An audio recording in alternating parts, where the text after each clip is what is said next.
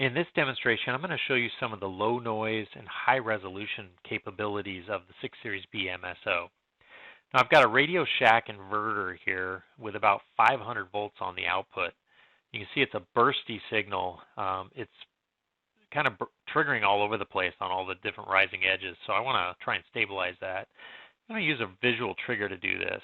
And I'm first going to just go ahead and do a single shot to try and, there, I caught it right on the front edge. So now I can draw a nice exclusion area for the visual trigger, which basically means I want it to trigger only when the signal does not go in that range. So now what I'll do is I'll turn on the run stop again, and you'll see that I'm triggering very stable on this rising edge now. So with this inverter, there's some stuff happening just before the front edge of the burst here. You can kind of see a little bit of a wiggle there, but I really need to zoom in on that to get a better picture of that. So I'm going to zoom in a couple times here just to see what's there. Oh, there you can start to see it.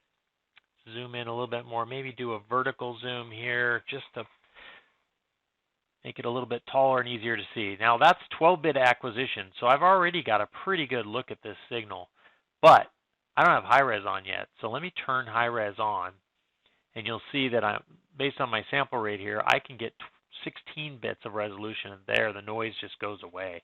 I can see a great view of the signal, and I can measure it.